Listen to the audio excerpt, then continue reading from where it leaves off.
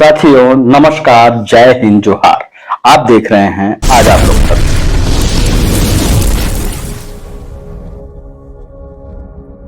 देश की और उत्तर प्रदेश की स्थितियां और ताजा तरीन घटनाक्रम ये परिभाषित कर रहे हैं कि चुनाव होने हैं। जी हाँ, दो राज्यों के विधानसभा चुनाव महाराष्ट्र और झारखंड में होने हैं तथा उपचुनाव उत्तर प्रदेश में होने हैं 10 विधानसभा सीटों पर।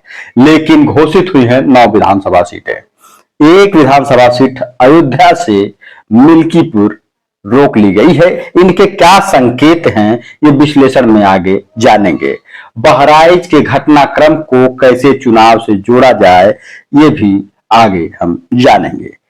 क्या हरियाणा और जम्मू कश्मीर के विधानसभा चुनाव के साथ झारखंड और महाराष्ट्र के चुनाव नहीं कराए जा सकते थे, इसकी भी पड़ताल करेंगे।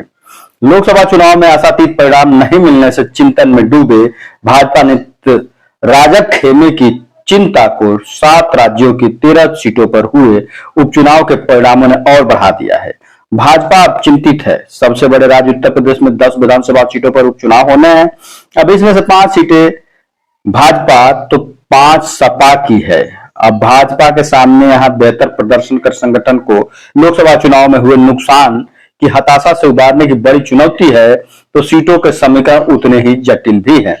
उत्तर प्रदेश की फूलपुर, खैर, गाजियाबाद, मझवा, मीरापुर, मिल्कीपुर, करहल, कटेहरी और कुंदरकी के विधायक इस बार लोकसभा चुनाव जीतकर सांसद बन गए हैं। यह 9 सीटें इस तरह से रिक्त हुई और 10वीं सीट शीशामऊ सपा विधायक इरफान सोलंकी की आपराधिक मुकदमे में सदस्यता रद्द होने के कारण खाली हुई है। इन सीटों पर उपचुनाव की भी घोषणा भी हो गई है। 13 नवंबर को चुनाव और 23 नवंबर को परिणाम आने हैं।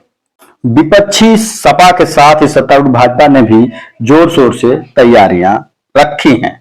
सपा ने लोकसभा चुनाव में आशातीत प्रदर्शन किया, लेकिन अब उपचुनाव में प्रदर्शन दोहराकर यह साबित करने की चुनौती है कि लोकसभा में जो नतीजे आए उसका ठोस आधार भी है। जबकि भाजपा के पास लोकसभा में बनी धारणा को तोड़कर इन उपचुनावों के माध्यम से कार्यकर्ताओं को ऊर्जावान करने का मौका है। यह एक लिटमस टेस्ट भी होगा और केंद्र और राज्य की सरकार के बीच संगठन में तनातनी की भी बात समझ आ रही है। क्या इस बार केंद्र के नेता उपचुनाव में कोई हस्तक्षेप नहीं करेंगे और योगी को साबित करने की भी एक चुनौती है। इन सीटों के समीकरण भाजपा के रणनीतिकारों की चिंता बढ़ाते जा रहे हैं। दरअसल में सपा के खेमे की जो 5 सीटें खाली हुई हैं उन पर उसका पलड़ा बहुत ही भारी है। मैनपुरी की करहल सीट से सपा मुखिया अखिलेश यादव विधायक थे। यह सीट सपा का अभेद दुर्ग मानी जाती है। मुरादाबाद की कुंदरकी सीट से जियाउर रहमान बर्क विधायक थे। अब वो सांसद है, लेकिन यह मुस्लिम बाहुल सीट सपा के कब्जे में है और इससे छीनना मुश्किल है। अंबेडकर नगर कटेहरी सीट से कद्दावर नेता व 2 बार से जीत रहे लालजी वर्मा अब समाजवादी पार्टी से लोकसभा चुनाव जीते हैं। यहाँ उनके प्रभाव की काट भाजपा काफी पसीना बहाना पड़ेगा। इसी तरह फैजाबाद लोकसभा सीट के तहत आने वाली मिल्कीपुर विधानसभा सीट पर सबकी नजरें हैं। अयोध्या की भूमि पर भाजपा को परास्त करने वाले अवधेश जी इस सीट पर भाजपा को अपना बल दिखा दिए हैं। वही कानपुर की शीशामऊ सीट की बात करें तो 3 बार से सपा के इरफान सोलंकी यहाँ विधायक थे। 2017 के मुकाबले 2022 में समाजवादी पार्टी की जीत का अंतर भी बढ़ गया था। यहाँ अतिरिक्त सीटें पाने की भाजपा की संभावनाएं फिलहाल सीमित दिखती हैं, लेकिन अपने खेमे की 5 सीटें बचाना जरूर चुनौती है। इसमें से प्रयागराज की फूलपुर, अलीगढ़ की खैर और गाजियाबाद सीट पर भाजपा लड़ाई लड़ेगी, लेकिन मुजफ्फरनगर की मीरापुर सीट इतनी आसान नहीं होगी।